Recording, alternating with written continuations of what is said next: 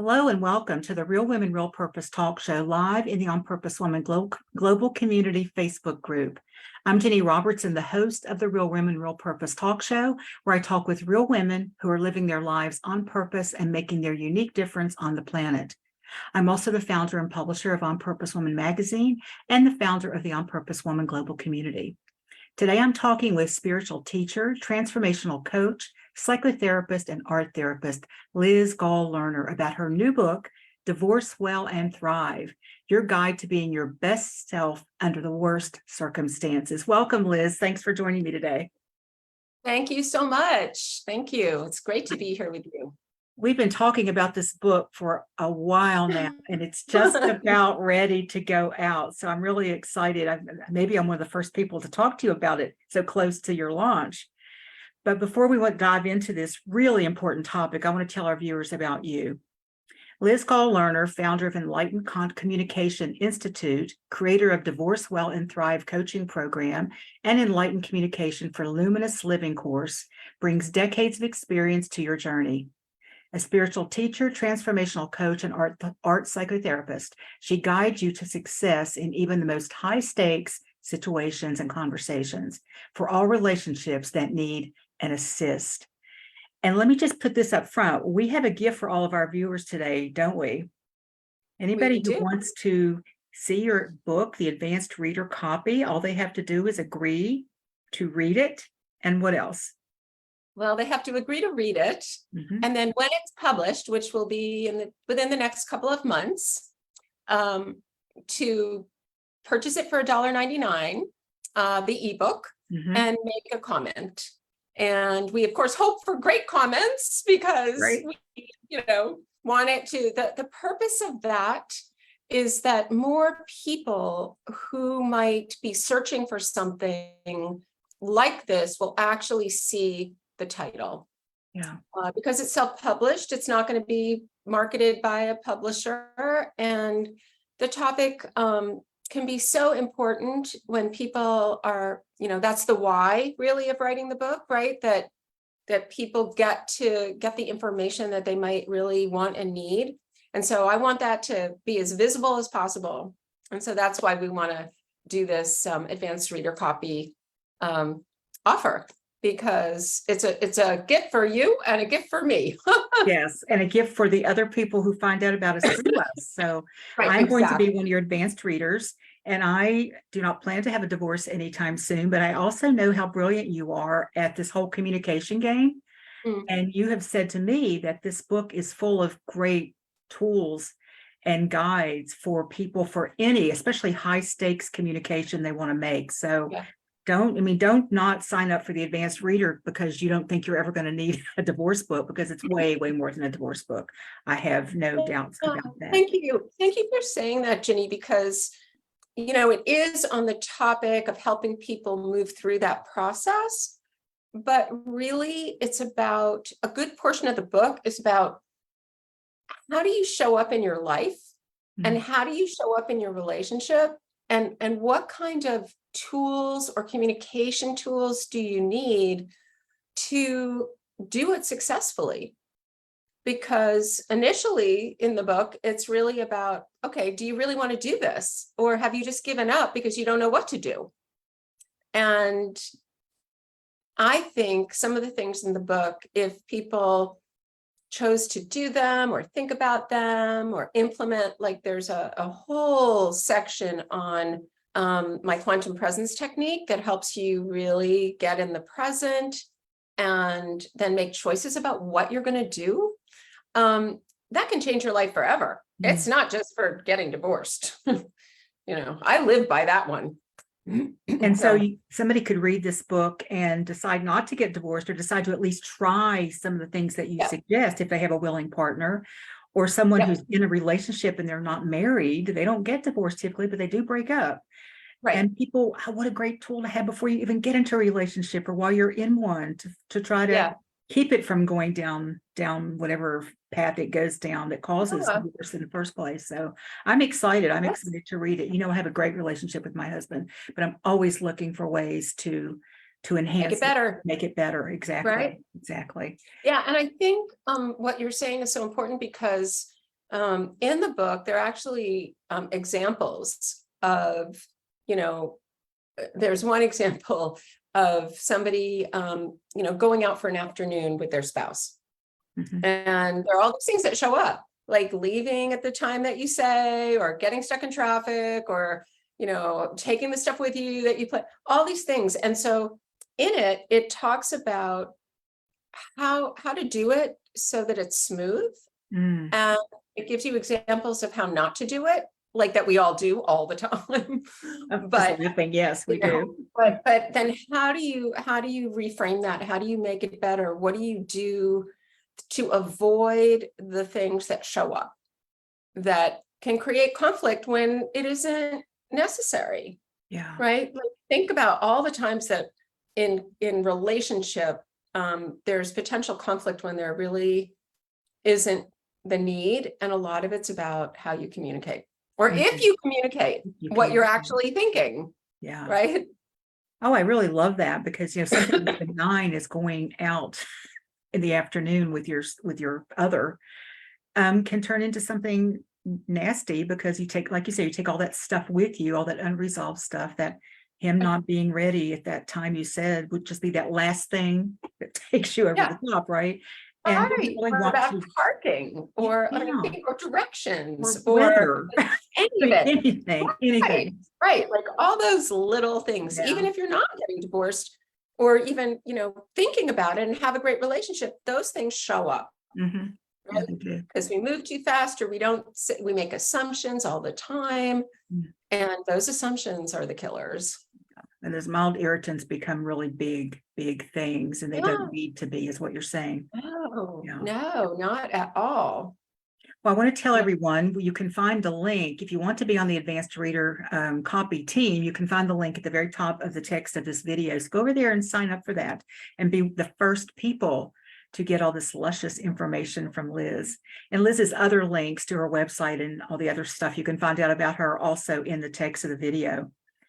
I do want to start by saying that, well, let me say something else first, because you and I talked on September 11th, and we talked about presence that you just mentioned. So, and it was your guide to better relationships through clear communication. And we talked mostly about the relationship with ourselves.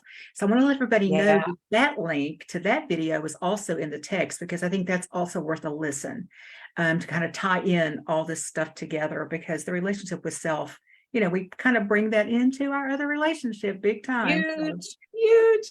Yes. Thank you, Ginny. That's great. I really appreciate you sharing the connection between the two. Mhm. And I hope people take advantage of that. I do too. And let me also add the article that you have in the magazine, this issue, which is on self-communication, friend or foe, which ties into all of this as well. So that link. Right. We're so good at this. Well, I mean, you've been a rock star showing up here with me the last few months. So, but I do have to tell you, I love your title of your book, Divorce Well and Thrive, Your Guide to Being Your Best Self Under the Worst Circumstances. I love the title, and I sure could have used this 40 years ago when I found myself in these uncharted waters. And the idea of thriving and being my best self, that was a foreign idea in that circumstance. And fortunately, along the way, I found a great therapist who kind of helped me, guide me just a little bit that way.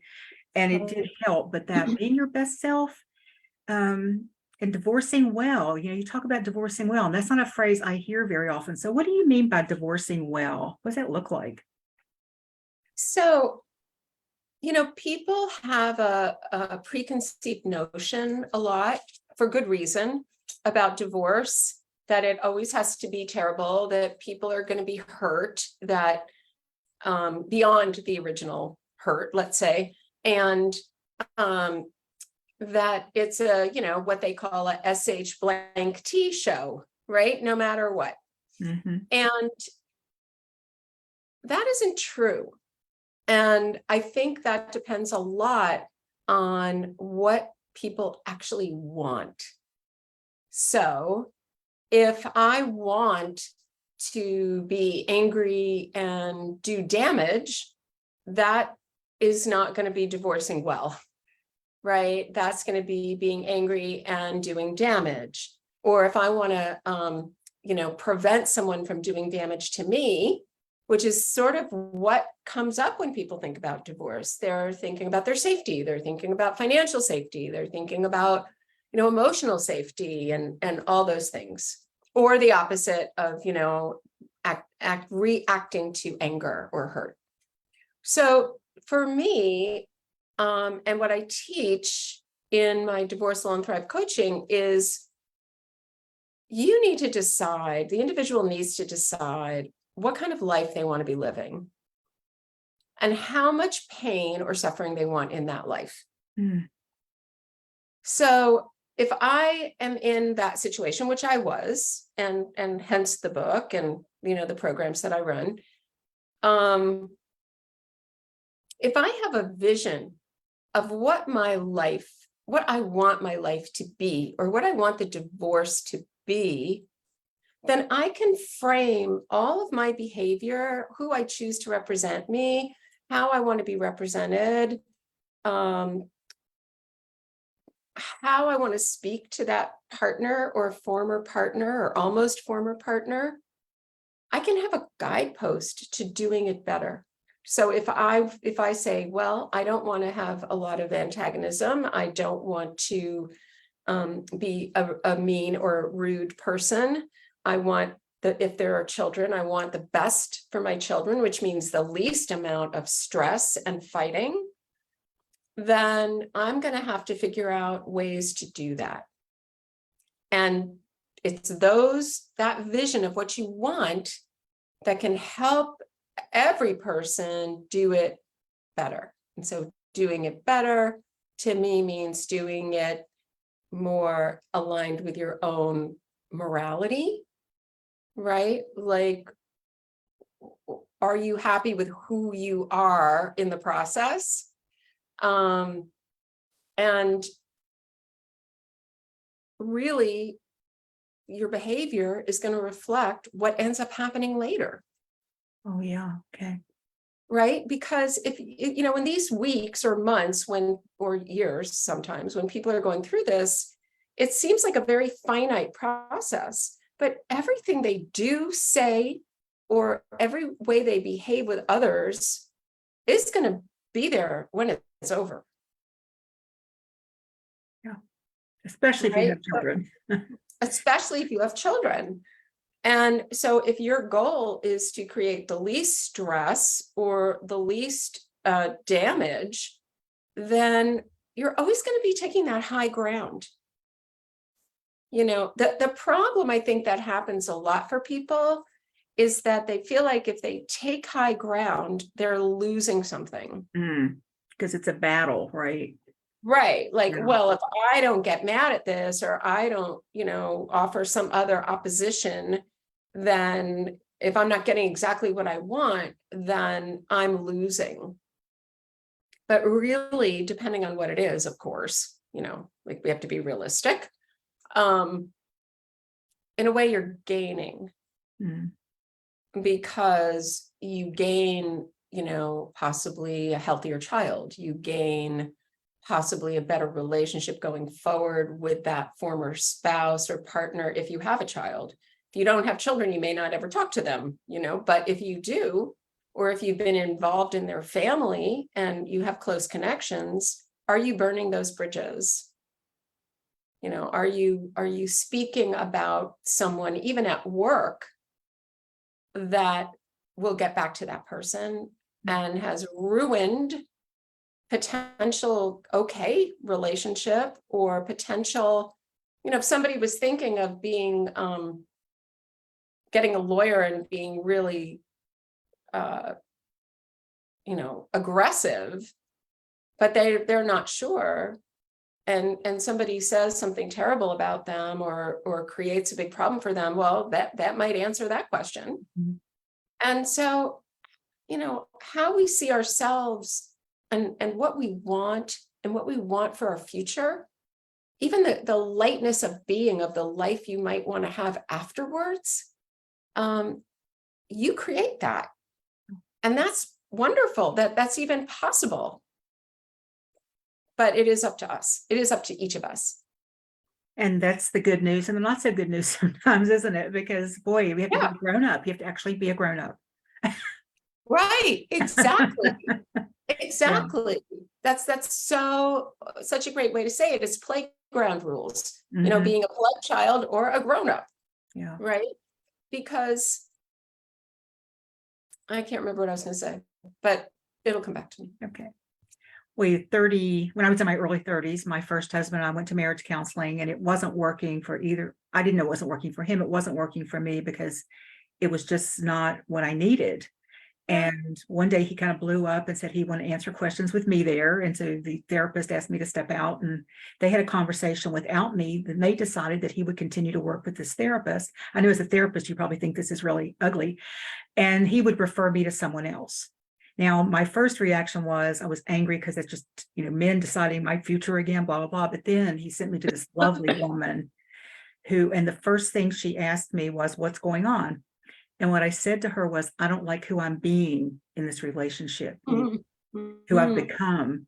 And she got up and she came around and she sat down next to me. She took my hand, she looked me right in the eye, and she goes, well, guess what? You don't have to do it that way anymore. And my Mhm. little Right. 33-year-old self said, I don't. And that was that was a turning point in my life. That was a pivotal point in my life. So what you're saying, I know it works, Mhm. because Mhm. I could have told anybody day by day what this man had done on a daily basis. And then he said that, Right. and I was surrounding myself with other women who were angry, going through the same thing, until I realized I can't be in this with them anymore because I'm not that angry anymore. I'm Right. channeling it somewhere else. So we can also surround ourselves with people that support us, but they're enabling us also to stay in that stuck place. Have Right. you seen that much? Yes, exactly. That's why there's a part in the book where I talk about what you share and with whom you share it Mm-hmm. and how you share it and what your agreements are with the people you share it with. Right? Because sometimes, yeah, if you're not seeing a counselor or a therapist or a coach, you may need somebody to talk with. But remember, those people have their own agendas or their own experience or their own history. And Mm-hmm. not only can they confuse, like if you had stayed with that group of women, but you were trying to be different, it would be really hard It was. to Yeah. behave differently in their company, or have them, not say, oh, but he did that to you. How could you even say, you're not angry, right? But but it's just important to kind of have an agreement with someone that you do want to share things with, is that you're just sharing, you're just being emotional, that this is not, your end result or your end whatever, and that they kind of, you have to pick this person carefully, but Mm. that they will not share it, and they will understand that you're going through a process versus this is the hard line of what's going on. I mean, Yeah. I know friendships changed for me when I was getting divorced, and we had separated, and we had really done what I write in the book. And I had people say, they say, oh, well, it's all good and well now, but wait until you start talking about money, or wait till you start talking about this or that. And I thought, well, that was your experience, and I can't really talk to you anymore. Yeah. Because it's divisive. It's not helping me be who I need to be for myself and my child. Mm-hmm. And for my former spouse as well, really. I mean, if you don't show up as somebody to fight with, there's no fight. Well, that leads me to my next question, which is, can one person do this without the other person participating?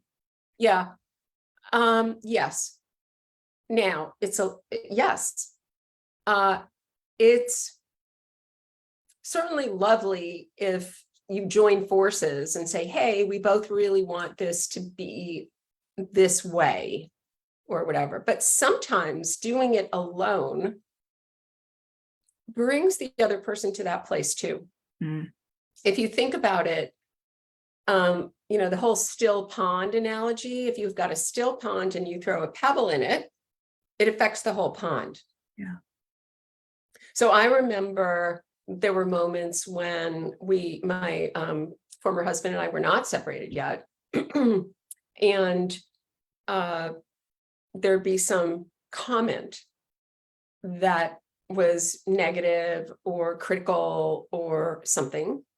And that would be the trigger, right? For some kind of defensive or aggressive or whatever kind of comment in typical fight land, right? But what I had started doing was to not respond to that, and or respond in a way that was productive versus aggressive or defensive. And over time, that changed the milieu. It changed it a lot. And you know, we did discuss how we wanted. It doesn't mean you're always successful at doing it, right? It's hard if there's tension or people have hurt each other, you know. But that kind of just sort of allowing the wind to blow through and not react to it creates a very different energetic environment in that space. So if somebody's not trying to do something, they're not getting it, sometimes they will shift too. Not always. Mm-hmm. At the very But least, it's not much fun to fight one-sided, is it? If you're not getting anything back, some people yeah, simply would just give up on that, or at the very best, they would go, "Oh, I think that's a better way to do it." You're modeling a better way to do it. yeah, I don't know. And I don't know really if it's conscious on the other person's part, but it may, you know, it can also, people can react differently. That people react all kinds of ways, right? Somebody might get even angrier if they're not being, you know, like ignoring. There's a difference in stonewalling and not responding in a certain way, right? Like if you turn and walk out of the room, that's not responding to that sentence, but it's creating a whole new problem. Gotcha. Okay. Right. That makes sense. Yeah. Well, you also talk about having success with high stakes emotional conversations. So aside from these divorce conversations, what other kind of high stakes conversations might we get involved in? Well, any relationship conversation where there's a you know, a concern or just, you know, you know, so any kind of, let's say, you know, touchy relationship conversation, right? Or conversations with employers, conversations during, you know, performance review, conversations where you want to change something, like let's say it's not your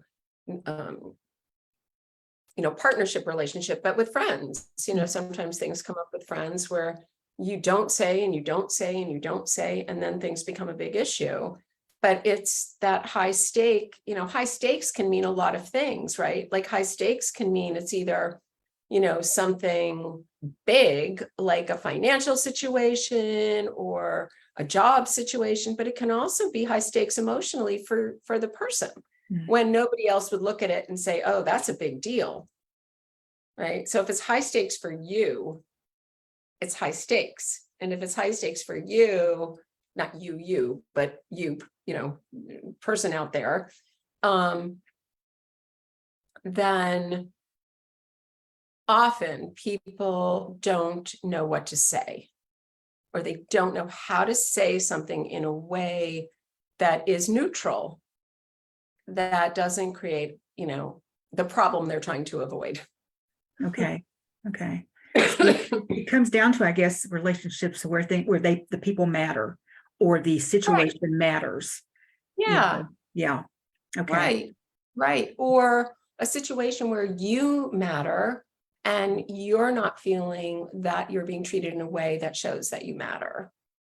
And that could be any kind, lots of different kinds of situations. I mean, like high stakes situations that don't involve like that involve like organizations, that's a whole other topic, right?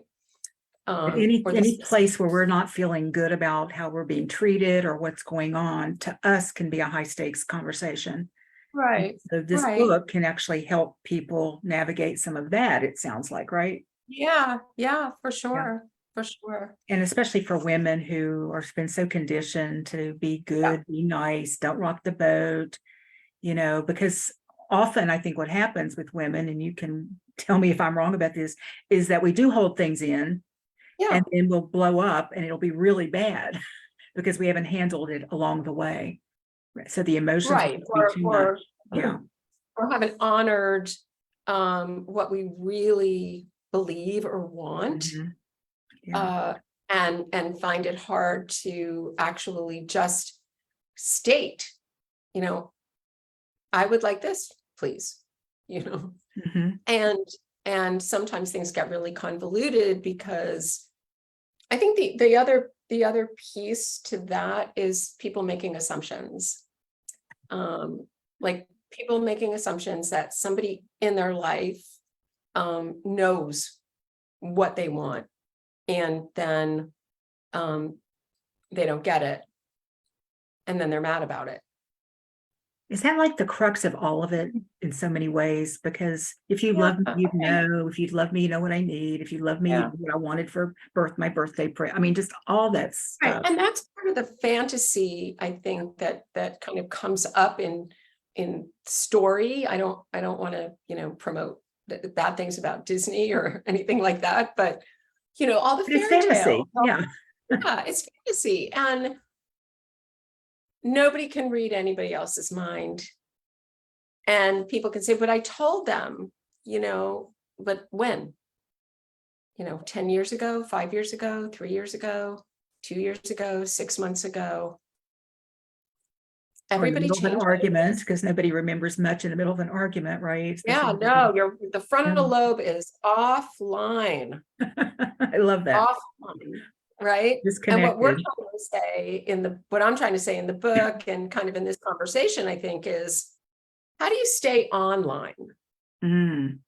and still have emotion and still be true to yourself without checking out and becoming really emotionally reactive and then losing the ability to really have a conversation with Mm. somebody about what's really important, and taking it, because we also then forget, oh, that person also has a whole set of questions or assumptions or desires or, beliefs. And a lot of times people are saying the same thing, but they're doing this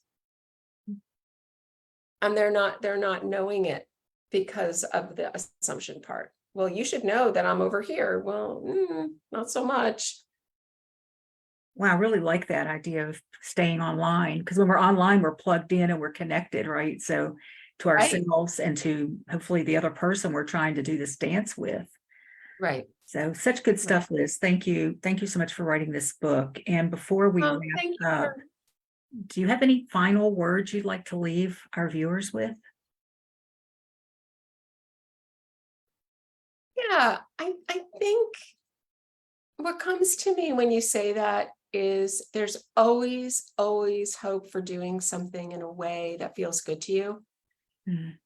There's always hope for, maybe not getting divorced or not ending a relationship, but there's always hope in doing it in a way that is kind and compassionate to yourself and to somebody else.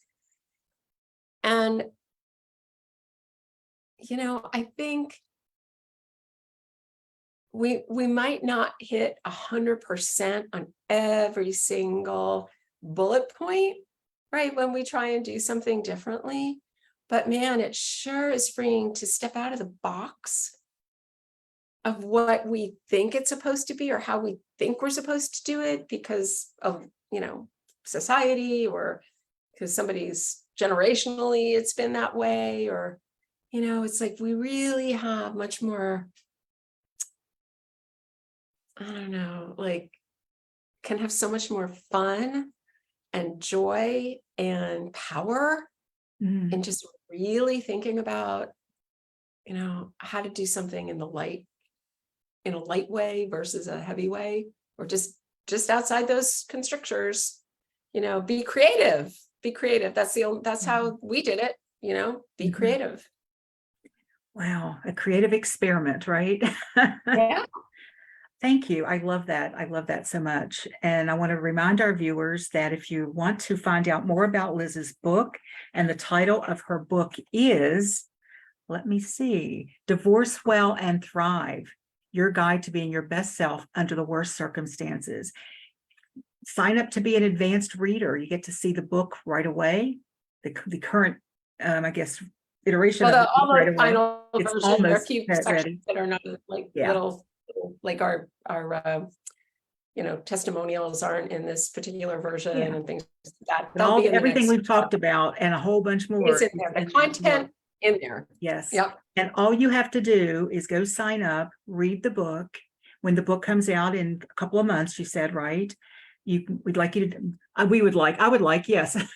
Liz would like you to do a review on Amazon, I suppose, or wherever it's being published. Yeah, we have to buy the book on Amazon, Buy the but we book on send Amazon. emails to let you know exactly what you need to do and when. It's Yeah. really simple, and you can, if you do it now, you can read the book at your leisure and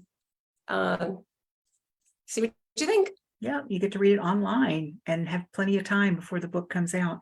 Yeah. And and also we want you to share it with everybody you know, because there are people out there. There are people out there, especially women and men. Oh God, I would love to see a lot of men read this book as well. But being a woman and having gone through this, I know how hard it can be. And just, like I said, I would love to have had this guidance and your guidance back in the day. And I just want to clarify, like, we do want other, to share the information about the book, but not the PDF of the book. Exactly. Yeah, that is for you, your eyes. So they can, yes. They can, come to the same link and or get in touch with me, and I'll make sure that they're on our list. Okay, Liz, thank you so much. Thank you for writing the book. Thank you for sharing your brilliance. You are just so excellent at this whole communication thing, if you will. And thank you for being on the Real Women, Real Purpose talk show. I really appreciate it. My honor, for sure. And I want to thank anyone watching for watching the Real Women, Real Purpose talk show. Please check out our other videos. We have a couple of hundred videos on our channel. The channel is the On Purpose Woman Global Community YouTube channel. I also, in the text, as I mentioned before, is another interview I did with Liz back in September that is along the same lines, but different. We talk more about the relationship with self. And Liz also did a great article in On Purpose Woman magazine on relationship with self, which is in the text as well. You can always find out what's coming up for the Real Women, Real Purpose talk show by going to my website, opwgc.com, which is in the text, and clicking on Purpose Woman magazine and looking for the spread in the table of contents. And while you're on our website, please check out the On Purpose Woman Global Community and show up for some of our Zoom gatherings or the in-person meetings that we have in Columbia, Maryland, Richmond, Virginia, and Tallahassee, Florida. Thank you again for watching the Real Women, Real Purpose talk show.